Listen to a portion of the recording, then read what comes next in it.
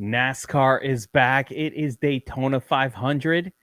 I got Taco here with me, DFS Army. We got the best NASCAR coverage in the biz, and we're going to break down NASCAR 500, the Daytona 500, which is a very, very unique race requiring a very specific strategy. So, Taco, What's Geek, up? let's get into it. All right. All Let's right. do So, this. talk to me a little bit about Daytona 500. It's really the first. I don't even consider the Clash the first. This is like the first real race of the season. Yeah, we've had like the duels, just little 20 car fields to get our feet wet here. The Truck Series race, the Xfinity race. What other sport starts with their Super Bowl, their biggest event?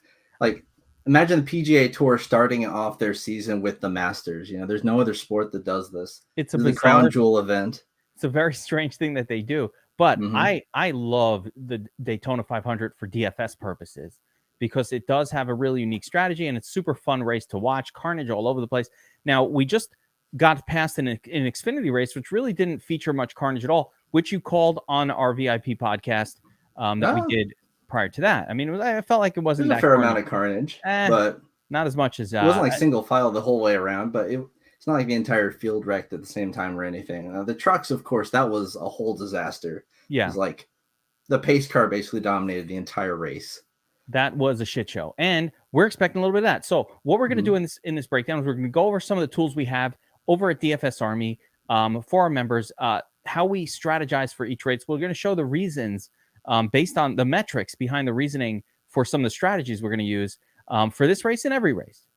So let's just jump right into it. Hopefully people can see this. This is our DFS Army research station, and there's tons of great information about the race here. You've got your win odds. You've got top 5 odds, basically all the odds you want all in one place. We got implied win probabilities, and of course, lots of specifics to each driver. We've got, their super speedway history, super speedway being this style of track, although I assume Talladega. And are you counting Atlanta now as a super speedway? So Atlanta got refactored into a super speedway, and they successfully made it work. They only recently got repaved, but yeah, they do pack racing there as well. So it races very similarly to Talladega, and Daytona is just at 1.5. I don't know how they did it. They pulled it off. Perfect. And now one of the things I wanted to just quickly look at here is driver rating on super speedways, because I think this is a really, really important stat. You can see kind of one of the interesting things about these races in general is that, you rarely see like a Harrison Burton, like a $5,400 shitter with a similar driver rating to, more expensive drivers on normal tracks. But in super speedway racing, all is leveled out. How does that work? Yeah, so everybody rides around in a pack together. If you're out of the pack, you will fall behind, be left in the dust. It doesn't matter if you are like Kyle Larson or anyone. It doesn't matter how good you are by yourself. You got to stick with the group here. And pack racing is kind of its own skill. Of course, there's going to be way more parity in a race like this than other races. You will see guys like Michael McDowell legitimately win races.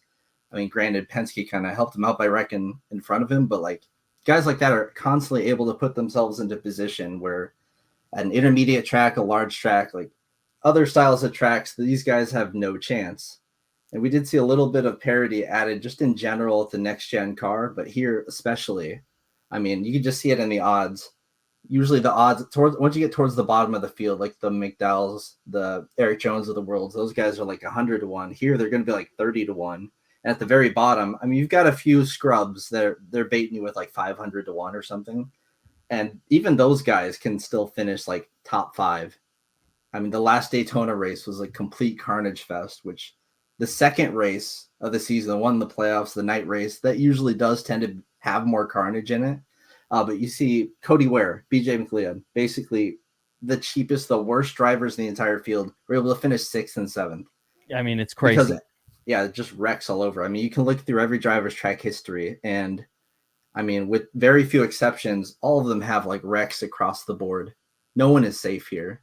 Take a look. You're not going to see like Harvick at Atlanta style track histories where it's just like third, fourth, second, first, second. No, it just doesn't really happen. And there's a lot of innocent blood that's shed. That's the thing. One person's mistake instantly becomes like 10 people's mistakes at super speedways. Collateral damage is flowing at these things. Now, one interesting stat that I like to look at here are percentage of laps finished at super speedway. One of the things about super speedways is because of all the carnage, generally everybody's on the lead lap towards the end. You don't really see, unless the car gets destroyed and it's just kind of clunking around real slow and just losing laps over and over again, they usually kind of all end up on the lead lap. So when you see lead laps not completed, it usually means they're crashing. And certain drivers are just, oddly good at staying alive in these tracks. Kevin Harvick, it looks like. Martin Truex Jr., Bubba Wallace, really good. Chase Elliott, and my man, Ryan Preece. I mean, some of that is due to limited sample size, but yeah, it's true. Hey, listen, we can't knock them. These guys, for their opportunities, have done pretty well. Yeah. And there are some guys that are just conservative drivers, maybe know which lanes to stick in. Maybe they won't make like aggressive moves. And there are others that, don't really care about their general well-being and will just run into other people. And we kind of see that throughout. Now, this is my favorite tab on the research station to look at week in and week out for all events, but especially for this one. It's the DK average scoring by starting position. We have one for Fanduel as well, but DK average scoring by starting position. And Taco, normally when we look at this, for other races that aren't super speedways, it's usually upside down if you look at average fantasy points. And there's usually like the guys starting 1st through 5th are almost always the ones that qualified really well, have the fast cars, and they usually put up way more points than the spots below them. And it's usually a very quick progressive like shot down to where the scrubs are barely scoring anything. It's almost like reversed here because it's all about where you start. 36 to 40. I mean, 36 to 40, the highest. 31 to 35 second, 26 to 30 hanging right there with those guys. And then it goes down and 21 to 25 lower. The higher up the starting position for the driver, the lower they should be expected to score. This is really, really important. There are a multitude of reasons for this. If you look, so on DraftKings, fast laps are worth almost twice as many points as lead laps. And usually the guys starting the top 5 with the fast cars are racking up fast laps and scoring huge points. You look at the fast lap distribution, the guys at the very top get the least fast laps because it's just about who's at the back of the fastest line that lap. That's it. That's how you get fast laps. The guys who are leading the race never get any fast laps. It's interesting. It's 21 through 30 that actually get the most fast laps, probably because it's slightly better drivers. Just kind of floating back there. I don't really know why that might be, but yeah. So far, like the number you generally try to shoot for in these races is 50-60. So if you look at the percentages, you can see how often guys starting in these different ranges hit those markers. And you could look at it individually, position by position. I kind of like doing that for like pole and stuff, but I like doing them in chunks of 5 because it's just a bigger sample size and it's a little more actionable. Here's your position. You can see, like, if you're trying to get 50-60 points, guys starting top 5 do that like 6% of the time. That's probably just like Dale Jr. I mean, people aren't really dominating from the pole very often anymore. There's just too many lead changes going around. And if you're starting like 26th or worse, you're hitting 50-60 at like almost a 30% rate. It's crazy. Look at when you break it down individually, the pole sitter is averaging 15 fantasy points. That's their average. That's their average running position. Oh no, I'm sorry. Yeah, 7 fantasy point. Horrible, right? It's a very linear. Yeah, there's just a lot of negative scores that kind of bring that way down. Yeah, very linear though, because if you start first in a wreck, you're gonna score like negative 37 points. It'll ruin your day. But if you start last in wreck, you're gonna just get like 2 points. Now I'm gonna show one more chart that I really, really like before we dive into the individual plays for this slate. I love this. We took a look at this for the Xfinity race, and I thought it was really telling. It actually gave me a lot of direction as to how to build my lineups. And this is all about lineup construction. So what this shows is essentially what the highest scorers were for particular races. And we've got it set up so that you can basically choose any race you want over the past few years. So I'm going to go to last year's 500. Yeah, that's the 01, right? Like, yeah. So I'm going to go to the last year's opening race, right? and take a look at what happened here. So this was essentially the winning lineup, right? Top 6 DK. You got yes, yes, yes, yes, yes. So these are sorted by the top 6. Almirola started 38th. David Reagan 34th. Bubba, ain't no better burger, 16th. Hemrick. Then we got, actually, this is really telling, Cindric and Blaney. So you had 2 top 10 drivers, a top 20 in Bubba, so 3 in the top 20, and then 3 place differential super turds, right? That did well and finished well. You got to pick the right one. Almirola, 38th, and he's a stud on this type of track. You know, he won his 5th. duel. And there's kind of a reason for this sort of scoring last season specifically, because we just switched to the next gen car. And at this point of time, is the beginning of the season, there was a real part shortage. So every team was super scared to wreck. So they all raced very scared. We saw in the duels as well. Usually there is a little bit more carnage than that, but sometimes there are no wrecks. Sometimes there is a huge wreck that wrecks out 20 people. There's a lot of different ways that the Daytona 500 can play out. We kind of construct our lineups accordingly. Let's look at 2021. So 2021, let's go back to the top here. Okay. So here's your nuts lineup, right? Hamlin, again, a stud, started 25th. Chastain, a stud, started 34th. So a couple of high price studs. Michael McDowell, who actually won and started 17th, was super low owned. And this was the play that you needed. Austin Cindric, a good driver, starting in the waybacks, and Chase Elliott, another stud, and then Cole Custer, a punt. So here you had 2 in the top 20, but 17th and 12th, and then a bunch of extreme place differential plays. Okay, that's a pretty standard like spread. That's more along the line. The reason we're showing top 10. It's important to say the reason we're showing this is to understand. You got to understand how to construct your lineups. Let's go back to this one. Then I'm going to look at the June ones as well. But here is 2020.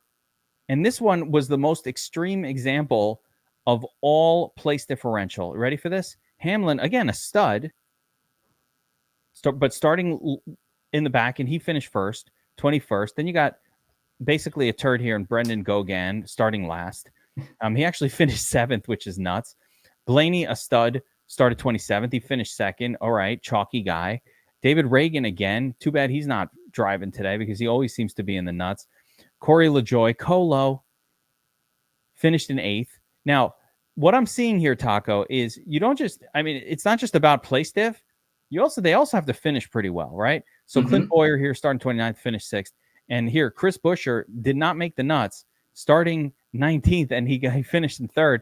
Like, you should have had that should have been there, but it didn't make it, right? Yeah, and if you compare this to other races, these scores are pretty closely distributed. Now, we had Hamlin 2 years in a row just absolutely dominate, which you tend not to see. They're usually more spread out leaders than that. But even with that being the case, he's not that much higher of a score than the other guys, and everyone else is pretty close. As we're like a short track, you may see like 1 or 2 guys with like 50 more points than anyone else. And if you don't have them, you're just super dead.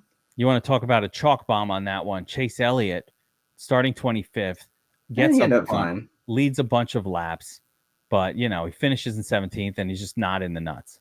And you're like, oh, that's unfortunate. But you can see, like, we're trying to shoot for the 60 fantasy point number. It's typically about what you'd want to shoot for in the nuts. And it requires, again, somebody starting really far back and finishing really close to the top. This was probably a carnagey race. Let's look at a few more races.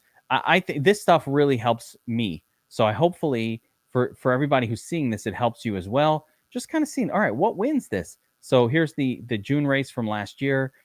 37, 35th, 36, 33rd. Oh my God, this is your cash lineup, Taco. So this was, again, the playoff races tend to be absolute carnage fests because people are just absolutely gunning for it. It's a night race. The last few have been just disasters. So just stacking the back just really worked. You got Dylan winning from 21st, and he was by far the highest starting position player. The other telling things are noticing that even someone like Tyler Reddick, who finished in 2nd, because he started in 6th, it wasn't enough. It was not enough. And again, the points are pretty closely distributed, and the guys at the bottom are just Like if you have them, they completely eviscerate your lineup. Like if Yeah, you have Bell or Larson, it's over. Doesn't matter who else you have. If you have even one of them, you are there are not going to be winning. guys like that, and they're pretty much always going to start in the top 10. So they're just bombs waiting to happen. Let's There are look at. exceptions, of course, but typically guys start in the top 10, no matter who they are, no matter how good they are at restricted plate racing or super speedway racing. I mean, just look at the spread on this one. The top like 10 guys all scored very similarly, and I guarantee you that a lot of contests were won with like having the 8th or ninth optimal person instead of just like the top 6. As we're at other tracks, you You would don't not think be it was able the to get nuts? away with that. Yeah, you don't think it was the nuts every single time? No. Probably not. All right, so take a look at. Here's another one. This is another July race, but at Daytona, and this one, again, this is what it's showing us here. It's not always the very, very back. So in this case, Ryan Newman, it's about finishing position as well. So we had 23rd, 20th, 24th, 28th, 36th, and then squeeze in Busher at 13th place. So this was one top 20, or really two if you consider Wallace, and then, a bunch of floaters here. None of these drivers outside of maybe Bubba was chalk at all. This was a very low owned combination. Probably no one hit this combo. I Left would. a bunch of salary. Yeah, I mean, Big this must time. have left a fourth. Just all I mean, look at all the punts. studs. Like, all right, Byron, Bush, Keselowski, Truex, Bell, Benedetto, all these guys fucking crashed. It's just nuts. So So let's that's how you got to attack the slate. yeah, you gotta almost ignore the stud names and just say I don't give a shit. Let's go back to 2019. Once again, here we go: 31st, 28th, 34th, 10th, 36th. So this is kind of what I'm expecting, which is no more than 2 top 20 drivers, and generally not more than 1 top 10. Although we did have that one exception race, and I remember thinking We've had a couple where like 3 guys in the top 15 make the nuts, but it's the exception, not the rule. I remember thinking that year, I was like, you know what? I wasn't winning this one anyway, because I'm just not going to play this race to play that way. Personally, let me see if I can go and find one more. That's 2019. So this is, again, everyone's like, go to the picks. This is more important than the drivers. Yeah, like the concept of the strategy of this race and the game theory of is a bit more important than going, I think this individual play is going to do well, because the individual play could just get ran into by someone. They just get wrecked anyway. Yeah, it doesn't matter. So it's just all game theory. This one is really unique, Taco. Ryan Blaney dominated. Yeah, it happens about 30% of the time. There's someone that's starting in the top 10 that just leads all the laps. We've seen it, I guess, with Blaney, Hamlin, and then Hamlin again. Hamlin's done it a couple times. Just kind of ran away with it. This is the lead laps column. So, like, by the way, look how few laps there are. I mean, what is it? 200 total? Yeah. Yeah, it's not probably a lot. A rain shortened race.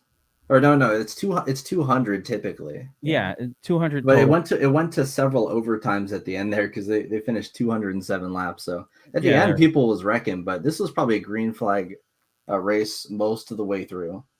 This is a rare exception, though. Blaney starting third, finishing 7th. He needed to lead 110 laps and get a bunch of fast. There weren't that many. With the next gen car, it's just a lot harder to do that. So you can't really. It's really worth not taking the top 5 guys. Yeah, and this was also back in 2018. So this was a whole different era, different car, different everything. But even then, this is one of the few exceptions where you see a 3rd place, a 14th. Even still, you got your guys in the deep 30s. Yeah, this had 3 top 20. And even that is a massive exception to the rule. So with that being said, this gives us a little bit of the background of how this race goes down. So now let's take a look at some of the plays from the race. And again, if you're not signed up at the DFS Army, and you should be getting signed up now for the NASCAR, we have a promotion going for Daytona. Promo code Daytona gets you half off of VIP, Taco. Hell yeah. That's Daytona. Unprecedented. We want to get you playing Daytona. We have these breakdown videos for the VIPs and cheat sheets for all races. Trucks, Xfinity, we do it all. We got it covered like nobody else. And we're getting, Taco, and this is breaking news. We are adding F1 to the Domination Station Optimizer. Awesome. It's coming in a couple of weeks. It will not be ready for week 1. because we have to test it on live slates. But I say a couple weeks in, we should have it. So Nice. we'll see the speed of updating. So let's get back into this now. Let's talk specifics about this race, and I'm going to bring up the cheat sheet here, and let's just kind of get into who's starting where. You know, I want to sort it by starting positions. I kind of want to use the Dom station for this. So I'm going to bring up the Domination Station Optimizer. This is the magic, where all the magic happens. I'm going to sort by starting order, and this tells the tale a little bit, right? So you can see Bowman on the pole, Larson, Logano. Logano's a good driver, whatnot. You know, all of these good things, good drivers, all the good. They're all good. Everybody up front is good. Yeah, and Larson and Bowman, they qualified first and second because initially in that first qualifying session, just all the Hendrick cars just finished up top. They crushed it that night. I mean, then they went to the duels. Bowman and Larson couldn't have taken more different approaches because first and second they get to lock those spots in. The duels are just there to. I mean, for Bowman, he didn't even want to play his duel. He just coast to the back, like one lap in. He's like, that's it. Larson, he wants to test the car out. He runs in the front the whole race. So different strategies there. They lost their two buddies because it seems like, I mean, Hendrick kind of trolled around in the duels with like a weird pit call. So some of those starting positions have been kind of mixed up. Like got Byron starting back in 21st. So it's important to note there's not like a whole team starting together. And the thing about Daytona, with it being a drafting track, this more than any other track stresses the importance of your spotter. You need your spotter in your ear or you're going to die out there. And B, manufacturers really care about these races because Daytona is like a crown jewel race. Talladega also a huge race. They really want the Chevys want to be drafting with the Chevys and vice versa.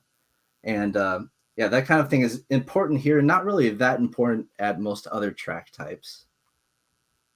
Yeah, no, it is critical. And working together in the draft, always a big deal. But what I'm just looking at is, listen, these top, you get a lot of studs. There's a lot of studs in the upfront group, and that's almost like a all good of Penske thing. is there. I think the field, Taco, has a hard time leaving salary on the table. Yeah, just sort it by salary. So that's kind of an important thing I want to go over too. Like if you're hand building pretty much any DFS sport, you think, okay, well, I just want to spend all my salary, right? I'd be kind of a fool to leave even like 500 on the table. Here, if you look back at the winning lineups, you could leave like 20K on the table and it doesn't matter, it really doesn't. So when I look at the DS and set it up for this week, I sort it by fantasy points, just straight up. Salary doesn't really matter. And I kind of like to fade guys that are expensive, even if they're like good plays or good place differential plays. I kind of like to fade them because they always go over owned, like clockwork. Well, Kyle Busch is going to be massively owned. He's projected at 40%. I mean, it's interesting because the fantasy points, as we sort by fantasy points, it's very correlated to ownership projection, which makes sense. Chase Briscoe, who has not been a great finisher of these races, 44, because he's starting in the back and he's a lot of these guys that are starting in the very rear also in like backup cars and have a lot of questions surrounding him. Like Jimmy Johnson hasn't raced in Cup in 2 years. Kyle Busch just switched from JGR to RCR, switched from Toyota to Chevy. So they've got a lot of questions hanging over their heads. So I don't think there's going to be any super overwhelming chalk. Like I think Kyle Busch will become like more popular and like obviously in like cash games and like high dollar games, but I could see a lot of people having second thoughts about Kyle Busch. But I do see like Hamlin being pretty popular because, people just want to spend their salary and probably also a reason that Kyle Busch will stay pretty relevant. But, you look at the truck race and it was like all the expensive guys were the guys starting in the rear. And then the Xfinity race was quite the opposite of that. You just leave tons of salary on the table and just force yourself to play like a scrub over like a really big name brand driver, which there are tons of casuals in these tournaments with having a milli maker and everyone just getting off of NFL, trying out NASCAR for the first time. There'll be tons and tons of casuals out there. There's going to be a lot of soft money to be made with people that just insist on spending all of their salary. So I like to think of that and just think of how to be contrarian to the field in that way. And a lot of it's going to come down to having the balls to play the Wares and the McLeods of the world, because that's, I mean, last Daytona race, that's literally what won it for you. Just having the balls. You know, one of the reasons those guys tend to survive the races is They're because they so are far hanging around. back. They aren't even, they're When off all pace. the chaos is happening, they're like half a mile behind, just like, oh shit, there's something going on up there. I might want to slow down a little bit. Like there's one car out there that's like just quickly thrown together. The money team's car, Floyd Mayweather's car, Connor Daly. Should not have won its duel at all, but somehow it did. The thing almost didn't start the race. It's like an IKEA car just put together last second. It's terrible. It's like seconds off the pace. It could have a top 20 finish just by like putting around there at minimum speed and watching everyone else wreck. I mean, that is something that you see happen here occasionally. Yeah, we've seen it. So let's not go crazy and load up on Connor Daly. But no, I wouldn't recommend that. He is in there. So let's talk a little bit now, a driver-specific discussion, and we're going to hammer through this because, again, I just want to know who's good at these style of races, where they're starting, what their odds are, and all of this. So Chase Elliott is really, really good at restrictor plate racing, Taco. But he's starting in the top 10, and that's like the theme of this entire top part.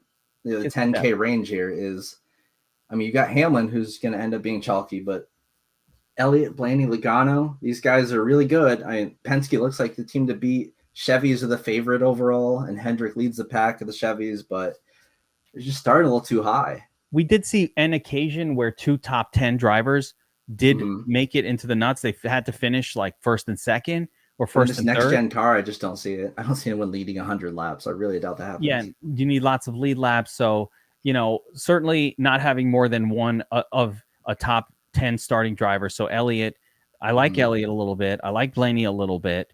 I like Logano a little bit because he can win the race. And, you know, any one of these drivers can win, but you want to really limit your exposure. I will be under the field on all of them. Yeah, so with the last gen car, like you had years like 2019 with Stuart Haas where like teams would just be dominating. The race would go single file, and the first 4 positions would just all be guys on the same team protecting each other. That's how these guys are leading like these crazy laps. And I just really don't see that happening with any team here. And I mean, Penske's looks like the strongest team overall, but they only got 3 bodies. So, I mean, they kind of have the Wood Bros car with them, but still. It's going to be more about manufacturer than anything. And yeah, with this next gen car, there's going to be a lot of expected lap leader changes. I think it was like 15.5 was the prop for like different leaders. Yeah, you know, it's funny. Logano and Blaney both look great in the duels. Well, they're the best restrictor plate racers, period. But starting 7th, starting 3rd, they could win the race and not even be top 10 in fantasy points. I think we've seen Stenhouse do exactly that, start on the pole, lead a significant amount of laps, win the race, nowhere near the nuts. Yeah, it can happen. So that's something we're going to just be aware of. So I will have a rule limiting at most 1 top 10 driver in my lineups, and probably at most 2 top 20, maybe 3. We've seen 3 make it, but it's less common. So, I would spread those rules out a little bit. So there are like some exceptions, or you hand build some exceptions, but for the most part, that is a really good strategy. Yeah. Maybe I'll build like 80% of my lineups. That's what I did last year. I actually won this race last year. Yeah, I think I had a lot of success with last night's race doing that kind of strategy. Yeah, you could do a couple different runs where one, maybe you allow 3. I would definitely never allow more than 3 top 20 drivers, because I don't know, we just looked and it never happened yet that more than 3 were in that nuts lineup. So I think that's a pretty good rule of thumb. So moving on here now, once we get past the 10K range, and again, salary doesn't matter, especially on FanDuel. It just does not matter. Yeah. In this race, you've got Willie Byron starting 24th and 21st, and he's a pretty good super speedway guy. I think you want to have some exposure there. Kyle Busch is going to be the chalk, starting 36th. He's Kyle Busch. He does. I mean, he's instantly going to get past guys like McLeod, Ware, etc., and he'll be fighting his way up through the race. Like, that is the expectation. You're going to be playing off the ownership here, obviously. This is, I made a video talking about ownership leverage on this channel. And if you're on the DFS Army channel, you want to go check out ownership leverage, just search it right in the DFS Army channel. And Mm-hmm. it's the perfect scenario where basically I explain that if you're in a situation where it's a heads or tails game and it's a 50-50 shot, but you're in a tournament and 70% of the people are picking heads, you got to always pick tails, right? You always have to go with what they're not picking.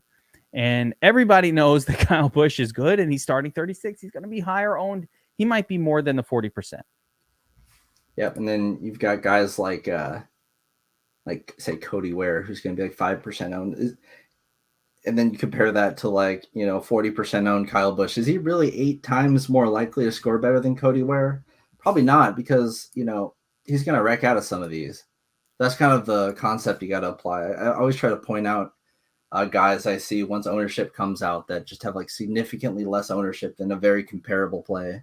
Basically, and in hindsight, those are the guys you want to play every time. If Kyle Busch wrecks, then he's going to destroy 40% of the field, and he's probably got about a 40% chance of wrecking, especially starting in the way back where you got to make your way up. So, keep it in mind.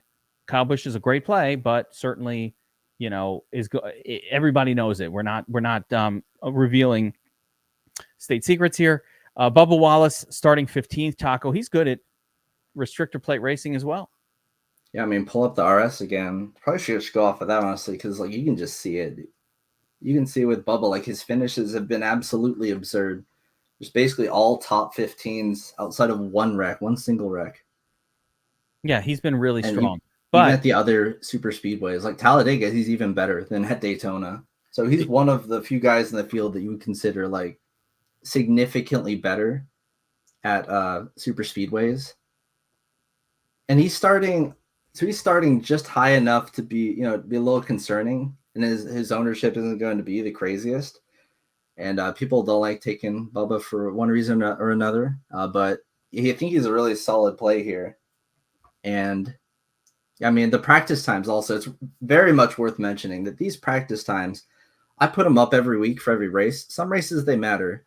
This race, these really don't matter. This just shows who is drafting with each other in practice. Yeah, full ignore. The second practice was a disaster. Half the field didn't even race in it. It was a joke. No, I'm fully ignoring it. But what I would say is this: Bubba Wallace makes for he's that interesting. You don't want more than one, but it's like you can squeeze one top, like a 15 place starter, and he needs to finish top 5 to be relevant. He's not going to be relevant if he finishes in 8th or 9th place. He's done that in 3 of the last 5 Daytona races. I mean, it's definitely possible. So I would like to have some of him, but again, you also got to expect some regression because you can't keep this amount of performance up forever. I mean, he's due for some negative regression, but he's shown to be a very consistent, reliable super speedway racer and knows what he's doing. Ross Chastain has owned Daytona. Look at his finishes last season.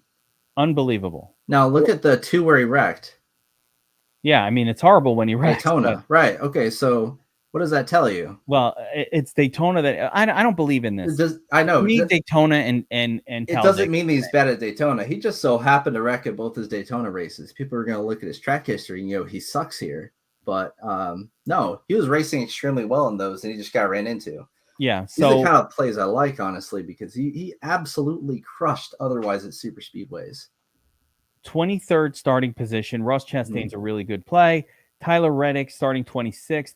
Also, I mean, he did the exact opposite of what Ross Chastain and Chase Elliott did. The one carnage-filled, brutal slaughterfest race was the only one that he survived. Oh man! So we don't even know how good Reddick is in the next gen car at super speedways because he wrecked out of all his races and he's switched teams since then. But starting 26th, he'll be fairly popular just because of that, and I think he's a solid racer overall. I mean, when he's not wrecking, he's putting up good finishes. Absolutely. He knows what he's doing. He's just been ran into a whole lot, and I like attacking that kind of leverage. I love it. And if you guys are enjoying this content, make sure you subscribe to the channel. You want this type of content, it's coming out on the regular. So make sure you subscribe to the DFS Army channel. We're covering all sports, all times, NBA, everything you want. So make sure you hit that like button and subscribe to the channel. Hell yeah. Let me actually show you one of the columns here that really points out guys that have that kind of leverage. There, if you go to the right, there's one called average running position versus average finish. So you can see guys have very misleading track history, and that's kind of what that points out. Yeah, versus actual finish. So this one here, right? Yeah. So like Christopher Bell is significantly better than what his finishes have shown, and then Ross Chastain would be kind of the opposite. Let's see here. All right, wait. Ross Chastain. Like Stenhouse, he's running significantly better. Like you look at recent Daytona finishes, he hasn't finished a Daytona race in a while. Last year, he was pretty bad across the board, but it shows you that he was really doing well in these races. It's just he didn't put up a good finish. And those guys are so sneaky. So I think people are just going to look at their recent super speedway finishes and say, oh, Ricky Stenhouse fucking sucks at this. When, I mean, if you actually watch the races, you know that Ricky Stenhouse Jr. is always a threat at these. He's particularly good at these types of tracks. Just not recently. Like last year, wrecked out of all of them. Best finish 22nd. But he was running like top 10 in most of those races. That's where you find the really sneaky kind of leverage plays. Because those are variant situations, obviously. And, you know, you kind of, some of them aren't variant. So sometimes some guys are just good at surviving. But I mean, for the most he part, does have a Wrecky nickname for a decent reason. Yeah. But I think there's just a lot of potential in these kind of plays, especially when you're starting in the back and you could potentially have lower ownership. That's the key. So, all right. Preconceived notions. We've got Keselowski starting 10th. He's also a really good plate driver, but this is a little too high of a starting spot. Christopher Bell starting 5th. That's kind of no bueno. Truex 16th. He's okay on restrictor plate, but no, again, he's not. He's bad. He's the exact opposite. So he's been hanging in the back in all these races, and it's kind of worked out in his favor just over last season. Most of the time, Truex doesn't even try. Now with the Toyotas, they did change the nose, so they kind of had an aero disadvantage most of last year. Do I think that Truex is going to go out there really, really try super hard at the Daytona 500? I mean, yeah, for the most part, but I mean, if shit hits the fan or they feel like things are getting dicey, Truex has no problem just running 38th all race. He's had a couple of, I mean, it goes back years, but he's had a couple of decent finishes. So he tends to do well in the carnage races, and if it doesn't end up being that much of a carnage race, then yeah, Truex usually fucking sucks. And if you're making a lineup and thinking like carnage, then yeah, Truex. If not, then I don't know. He's going to find himself in the back of the field for most of the race. The one thing I noticed is he does tend to finish the races. And you can see his odds also are terrible. He would never have odds this low in like a normal track, but it's kind of a known thing. So those finishes, yeah, they're misleading, which the kind of stuff I like to find when looking at just game logs. Yeah, I like that too. And yeah, top 5 is 5-1. You know, he's in the same levels as pretty much like kind of turtly drivers. So much cheaper turtly drivers. Not that again, not so that starting 16. I don't know. I don't like this player really. No, and he's starting in a bad spot, so I don't like that. Cindric also starting 6th. These are. I mean, I think one Penske driver could be the top dog and dominate and win this race. Maybe be optimal, but probably not. And I think most people would think that Blaney is that guy who's starting the lowest, so kind of the safest to play. I think Logano probably is the most likely to actually dominate and win, but it's super hard to be optimal starting third, like super, super, super hard.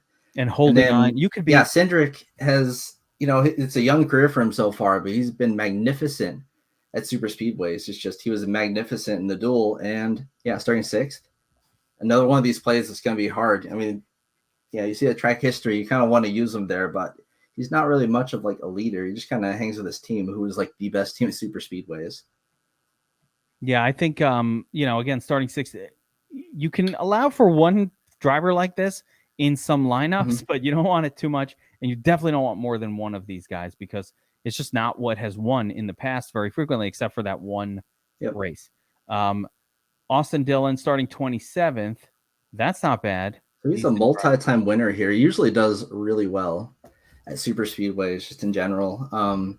Looked kind of bad in the duels, honestly. I think he let a lot of people down. He was super chalk there. He did. It's going to be fresh in people's minds. The people that played the duels, of course, most of the people that played the duels are just like the degenerates. I think the casuals, this will be the first race they ever play, right? The 500. So I don't know how far in depth to think about that. He should be popular. Optimizers should shit him out. So in like 150 maxes, Austin Dillon's going to be popular. And yeah, he should be a chalky play overall starting 27th. I don't know. It's kind I of in think a he'll be. weird spot for me. I think he's going to be owned. Taco. He is Yeah, a he's good. definitely going to have ownership. He's got a good reputation for plate racing, and he's starting 27. That's enough. You want anybody good starting in the back? I mean, those guys should be high on. Speaking of guys who are good but not starting in the back, Kevin Harvick, decent driver. He's kind of got the opposite thing going on. So like the last like several years, Harvick has crushed the duels. He's like always top 5, like perma top 5 in the duels. Doesn't do anything at the Daytona 500. That is just his trend. This is his final Daytona 500. This is swan song season. Yeah, he's out of there, but I wouldn't apply any meaning to that. Harvick is just gonna be who Harvick is. If you look at his lead lap finish prop, he's tied with the best of the best there because he is. I mean, he's the most veteran guy in the field now. Like Kurt Busch is out. He's like the OG, and yeah, he's I mean, him and I guess Jimmy Johnson now that he's back, but for the most part, he's like the most conservative, smartest driver. Knows how to stay out of trouble for the most part, but he also does not really push for wins like that. And starting 13th, you're going to need to not only win, but maybe even dominate a little. And I really don't see that out of Harvick. No, I don't like Harvick at all here. I mean, like I said, he needs to. He would need from 13th. He needs to finish top 3. That's not his deal. So I think you can effectively fade that. And Jimmy Johnson is back for this, starting 39th, back of the pack. His backup car is significantly better than his starting car, apparently. You know what? I think it's like, I imagine he's in the iRacing. He's practiced up. I don't think this is the same thing where you get like rusty. And has he raced at all? No, he's pretty rusty. He's been driving IndyCar.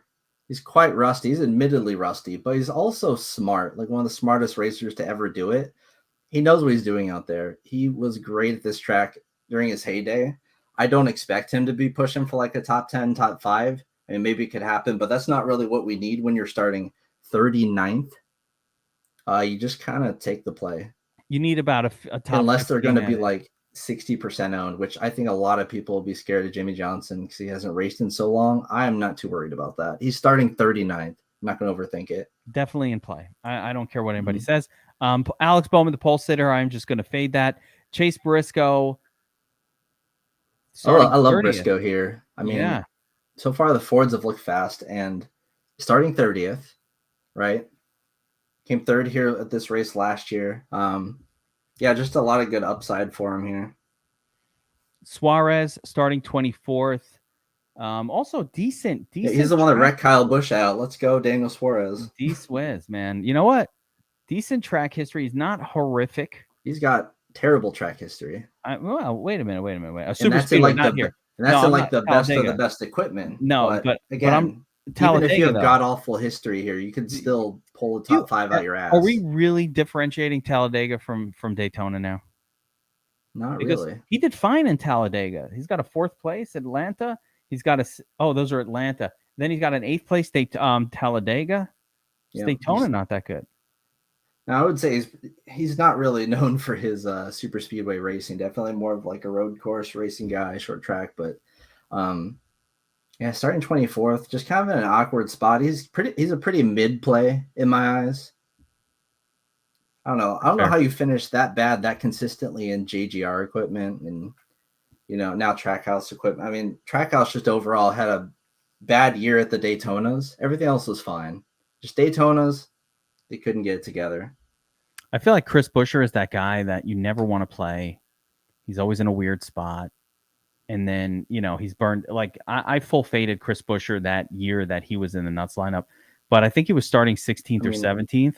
Here he's starting top 5s 9th. You see, that's it. He's literally just good at Daytona. He's also good at the Daytona road course, too. Just something about it. Yeah, it's tricky. And then, I mean, Roush showed speed along with Keselowski in the duels for what it's worth. I mean, starting 9th, though, it's super, super, super, super hard to justify that play. You can play him on Fanduel. That's about it. Stenhouse had a hard time finishing, these races. Any race recently. Yeah, but But like I shared earlier, he's running really well in these. He just he's he's hyper aggressive, yeah. But he definitely has top 5 upside. He always has. Got to Can he play finish the race? I don't know. That's what I call a GPP play right there. Everything's GPP when it's Daytona, so who cares? Win or go home. I love cash in Daytona. What are you talking about? Just play the winner. bottom 6 guys, easy. Well, don't share the cash strategy. Yeah. Hey. Quiet. Don't share that. We keep that for the VIP. All right, Stenhouse. Though starting 31st, you got to play him. He's fine. 23%. I think people look at his super speedway finishes and track history and just go, ugh, but nah, he's good. I'm gonna go for that every time. There we go. Killer Priest. Coming back, yeah, he was in bad equipment, getting top 10s. Now he's in pretty good equipment. Stuart Haas race. I mean, they kicked out Cole Custer specifically for him. I think. I love it, man. I love that. Stuart Haas is going to go all in on this guy. I think he's gonna have a decent season. I feel like ever since I made up a nickname for him, that I've been one of his top, his number 1 boosters. Ryan Priest simp. Yeah, I'm a bit of a Ryan. It's true. It's true. Admittedly, I think Ryan Priest is in that spot. I think he's gonna be low owned and very sneaky. I mean, yes. At that point, it's like if he just survives at 10% ownership, I mean, he could certainly finish top 10 and be fine. Take a look at his laps finish. This guy is good at finishing these races. Like, he's decent at this. Yeah, I mean, it's probably only going off of I think it's over the last 3 or 4 years, but whatever. He's been pretty good at finishing the race. Eric Jones, 25th, another guy I think is in the mix. He had one hell of a season last year at super speedways. Yeah, he's in the mix. Won here before. Look at all these great finishes. He's in the mix. Again, 25th. Hey, we want the 30 and an older crowd, but 25th is not that bad either. And we did see in our tests of looking at what won that. Yeah, 25. Right around there, 25, 26 is when the shift starts to happen. And the guys start averaging over 30 and you're in the hitting good zone. 60 reliably. All about it. Michael McDowell is a guy who shows up in the nuts every once in a while in these races as well. He's a guy you would just put as literally just good at super speedway racing. Again, look at his lead lap finish odds. It's there for a reason. He is spectacular at keeping it clean. Unfortunately, could still get barreled into, but I mean, look at his history of top 15s here. It's ridiculous. By the way, this column here, lead lap finish odds, is a great column because this is now note how close they all are together. But effectively, what this is telling us is pretty much all the drivers and some of them that are starting in the back actually have higher odds. But like Bubba Wallace, who's all expensive and whatnot, same odds as pretty much Justin Haley. Of finishing on the lead lap. Like, there is a massive group here that will either crash or finish on the first lap. So, and if you compare that to other races, it's significantly different, like wildly different. So with McDowell, I think the fact he's starting 11th means he needs to win the race. So if you think he can win, he has before, he can do it. But if he's not, I think he's going to be planted top 15 all race. He just needs for pretty much that exact scenario to happen in order to score really well. It's a tough call. You want to keep ownership low on those kind of guys.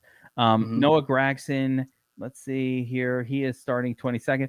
Yeah, he's in like a brand new spot here with Legacy with Eric Jones. What's the deal with Gragson? I mean, is he any good? He crushed Xfinity, and this is his rookie season. He's graduating to the Cup Series. So with some of these green guys, you could expect rookie mistakes. So I'm not terribly huge on Gragson. He was good at his duel. Very impressive in his duel. Yeah, it's a weird starting spot, 22nd. He really needs to finish fifth here high. Last year, but that was in the Beard Motorsports car. The fact that he finished didn't make the race this year, sadly. That's pretty decent. That he ever made 5th place. That's decent. Eric Almirola, one of the better restrictor plate racers in the field, but starting 4th, pretty gross. Yeah, won his duel, put himself up there in the second row. Starting way too high, unfortunately. Too high. I mean, way too high. I did not think top 5. I did not think the Dinger looked very good in the duel. I'm not sure that matters. Yeah, he's right there with Austin Dillon then. So I mean, I don't know how much weight you want to really put into that. He wrecked someone out in practice for the duel, though. I kind of like seeing that. He's definitely a balls to the walls kind of guy. So he's either going to finish in the top 10 or wreck. Like there's not really much middle ground there. He's hyper aggressive. Great for GPP. Obviously, like a GPP play here, but starting 29th, he's got the upside. Ty Gibbs, the youngster, new to the whole deal. He's 18 starting years 33rd. old. I mean, you got to play him. He's starting 33rd, and he's good. He's in a great car. You know, will he wreck? I will begrudgingly play him, but you got to play him. You got to play. Yeah. Got to play him. I'll play him. You got to play him. There's no. You got to play him. Justin Haley, 28th, also got to play him. Good spot. Good start. Good. He's very good at this track. Like, he's so good at Daytona. He's good at this. His win was Mickey Mouse, sure, because there's a rain delay, but like, I mean, you can see in Xfinity, like he constantly winning over there. Essentially has 3 wins at Xfinity, Daytona. Essentially, and he's starting 28th. That's great. That's good value. 25% owned for good reason. Now we get into some easy cash play. We get into the bad group here. Can you quit Colo this time around? You got to quit Colo when he's starting 12th. You know, I love Colo. That's my guy. You'll probably sneak a lineup with Colo in it. I will have as your YOLO. I mean, he's good at the track. Don't get me wrong. He can finish top 10 here, but he's just like McDowell. He's basically like a mirror play of Michael McDowell. I guess just a kind of a worse version of him. Top 10 doesn't get you there. It doesn't even get you close. If he's not in second or first, you are not there, and that's the problem with Colo right here. Yep. You're like, well, why? He's a bargain. The nuts line, the winning lineup, guys, is the winning lineup. I'm going to tell you right now, Taco. I'd be shocked if the winning lineup spends even within like 5 to 8K of the full salary. Yeah, I mean, if it goes green the whole way, maybe, but even then, still, just not enough place differential. Not enough place differential up top. Yeah, it's just not happening. The way it's setting out, it's just not happening. That's why these guys down here are kind of the plays, because no one's gonna like scroll this far, and like they're gonna start comparing drivers straight up. Like, am I really about to take like Justin Haley over like Kyle Busch or something? But those are the choices you gotta kind of make to do well. That range you just highlighted is pretty bad. Burton is the only interesting one, I think. Starting 19th. I'm trying to think like which one of these guys could just sneak in there. Burton is Penske affiliated, which is very, very good for a track like this. So I can see Burton getting it done. The others, I mean, Zane Smith was impressive in his duel. Don't get me wrong. No. And Todd Gilliland also is very impressive. Like very, very impressive. Almost won his duel. Gilliland was looking good in the duel. And then Daytona he did what, or Talladega he was running top 5 that entire race at Talladega. Very impressive. But that was the first time he had ever shown like any signs of life at super speedways. I mean, granted, his teammate is super good at it. But starting 14th again isn't that terrible zone that you don't want to be. I think Zane Smith is just super, super, super green. I mean, the defending Truck Series winner, like the best truck driver, but going straight from trucks to Cup, very difficult. Burton's the only one in this range I can see getting it done. Now I'm going to highlight another range here because I think this is the range where you find the nuts. Yeah, this is how you win the tournament, but which one of these guys is it going to be? This is why we multi-enter. Yeah, this is the group here. Okay, so we'll start off with like the most Chad human being on the planet, Travis Pastrana. Literally, motorbike just too easy for him. He had to go like jumping out of fucking planes. Not exciting enough for him. He has to just go ride in the Daytona 500 to feel something anymore. This guy is just amazing. He's got nerves of steel. The 39-year-old rookie. Indecent equipment. Now, I mean, he did wreck, but he just barely qualified. A lot of people were wrecking that duel. He's starting dead fucking last, so he can't go backwards. I mean, he's been out there grinding, though. Did the truck race, ran clean in the truck race. That's what was so impressive. He got top 10 finish in that truck race. Not even in the best equipment. Like, he was impressive. I think he's really putting his nose to the grindstone here. I think he's going to have a solid race and just try to make the most conservative decisions possible. And he wants to survive and finish this race. I think that's like his goal, which is exactly what you want to see out of someone starting dead last. I mean, this is like probably if somebody is in your cash lineup, maybe. Yeah. And Toyota 23XI equipment. The equipment's good. I mean, why would you not want to give Pastrana at least decent equipment? This is a decent spot. I think your nuts Yeah, I will mean, include one will of he these get a guys. pit penalty or two? Probably. But luckily, that doesn't really matter at the super speedways nearly as much as shorter tracks. Yeah, you can get thrown back a lap. It doesn't. I mean, You make it. They give it. You're back on the front lap. Nothing yeah. can stop you. Now, What can Taco. stop you is an IKEA car. Well, yes, that. Well, but the IKEA car will, let you back on the lead lap. So, just don't wreck. But should I differentiate heavily between the 100, 150 win odds guys like Dylan, Herbst, and Pastrami over here versus Connor Daly, Cody Ware, and BJ McLeod, who are I mean, all it's just in the hey, we don't give them the odds makers really don't they're like these just guys. baiting you. I mean, obviously, but I mean, Ware McLeod, I would definitely take over Daly. I think Daly is like in his own league of awfulness. He should be like 1,001 because like his car literally just can't. But he can maybe finish like 15th, 10 laps down if just everyone wrecks and blows Yeah, off. I don't. That's Somebody else will literally his finish only better. Somebody else will do better condition than to that. score It's not worth decently. it. And He's not even. he's not even that far back compared to these guys. He ended up qualifying 34th. This is tragic. Yeah, it's not that This is, good. I mean, it's very hard to look at a guy starting in the 30s and think, okay, he's actually a bad play at a super speedway. This would be like the one example where it's like the money team like just procrastinated and then threw a car together last second. Just barely works. Car probably explodes halfway through the race. I don't know. Ty Dillon. Ty Dillon's a great name. We've had a So lot of luck. he's in a downgraded equipment. He was Eric Jones' teammate last year, and now he's Corey LaJoy's teammate in the shittier Spire car.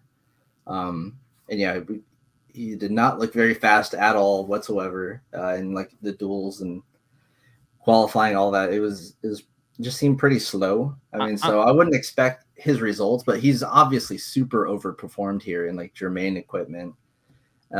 He's never I mean, had look good at those equipment. top like tens and stuff. He just knows how to get it done. He's one of those like super conservative drivers, just in general. He keeps the car clean, and yeah, I mean, I'll definitely play him just because that starting 37th, I'm gonna play Ty Dillon every time, even if he's in like Rick Ware equipment. He's also got 2-1 odds to finish the top lap, which is not that different from anyone else. So he's up there. Again, there's a notable difference with Travis Pastrana, Ty Dillon, and then when you get to the Cody Ware, McLeod, Connor Daly crew, it gets pretty gross. Ownership I don't get the projections. Herbst versus Ware thing. I mean, yeah, Herbst is a better driver, but they're on like the same car. Yeah, I know. It's weird that one is so much Also, worse Herbst is like odds-wise than the other. in the Cup Series, so that's like at least one pit penalty right there. Are they saying like Cody Ware is just generally just a bad driver? And maybe they just don't like the nepotism that Cody Ware just gets free ride on Rick Ware Racing. I mean, the Ty Gibbs effect. Who knows? I mean, Cody has shown that he can finish decently. Taco. Yes, sir. You ever think that you're screwing over your kids by not owning a NASCAR team? Maybe. Like, I feel like that wouldn't be the best investment at the moment. No, but if your kid wants to drive a NASCAR, it would be helpful if the parent owned the team. Of course, that'd be wonderful. It's a good spawn. Like, be able to do that. I'm a pretty good driver of like a regular car, but no one ever was like, "Hey, Kev, you want to like try out a race car and see if you're good at it?" Like, here's the thing: my dad didn't own a team. It's not going to happen. Yeah, well, Asian, forget it. If you the first, you would be the first Asian driver. I literally just wrecked my car like a month ago. I don't know about all that. Yeah, no. All right, I didn't realize. That's why I work with the numbers instead. But anyway, so yeah, Ty Dillon, Herbst, Cody Ware, McLeod, they're all almost kind of sort of the same play for me. Ty Dillon is going to be the highest owned one, of course. I'm going to have exposure to all these guys. I kind of like McLeod because I think he's going to be like super ultra low owned. And he has 2 top 10s in his last 3 Daytona races. This guy just finds, he's hung around. He was in the nuts. Yeah. Both times. Yeah. Don't ignore McLeod. He has been in the nuts. And you know who else was? But he's going to be in carnage lineups only. If I'm making lineups centered around it not having that many wrecks, which does happen, no, McLeod's not making those lineups. Not a fucking chance. What your non-carnage lineup, to be clear, is your non-carnage lineup is going to be the ones where you have like 3 top More the 20. guys in the teens, the 20s, Yeah. and the good drivers, not the guys that only are going to score well if half the field wrecks. But there's a pretty good chance that half the field wrecks. And in that case, yeah, I would like McLeod because he's probably not getting wrecked. So with all that said, we've covered the entire again, if you want to sign up at the FS Army, get the cheat sheets, the domination station, every single race of the season, F1 coming as well. Promo code Daytona gets you 50% off your first month of VIP. So make sure to go to dfsarmy.com and get signed up as a VIP. Promo code Daytona. We break down every single race, and I'm going to tell you guys, this race was a lot of philosophy and strategy based on the specific race style. But when it comes to intermediate tracks and road races, each one has their own little thing, and they really, really change. So you got to have a research station to explain the numbers if you really want to have a shot at winning these things, or at least put in lineups that look like winning lineups, right? You're not always going to win, but you should make them look like what winning lineups look like. It's kind of always been the edge in NASCAR is that like a lot of sports like basketball, especially like EuroLeague and stuff, like you could just kind of sort by fantasy points scored and just play those guys and you'll score decently probably. Golf, you can almost look at just like recent form and just send it and go, hey, but if you have the wrong lineup construction for NASCAR races, like you're just dead. This has probably got to be like one of the hardest for an uninformed person to go in. So you gotta know what you're doing. You got to get in there with that code Daytona to get 50% off, baby. It's the biggest edge in DFS, just understanding the track type and what lineups that win are supposed to look like, specifically for Daytona. I love NASCAR. Listen, I didn't grow up watching NASCAR, but I don't care. I love betting on it. I like the sport, and I like DFS. I've been fortunate to win a lot of these tournaments over the years, probably more than in almost any other sport for myself. And outside of whatever, but it's awesome. DFS Army coverage is unlike anything else, best in the biz. So make sure you get signed up as a VIP. And that'll do it for this one, guys. Taco, thanks for joining me. For DFS Army members, of course, we'll be in the Discord talking about the race, going over everything, all that stuff, all day Sunday leading up to the track. So we're excited about that. We will see you guys next time again. If you liked what we're doing, hit that like button, smash the subscribe. We got videos like this breaking down all sports all the time, 24/7, 365, going nonstop, Taco. Daytona! Got it. All right. Good luck tomorrow, everybody. We'll see you at the top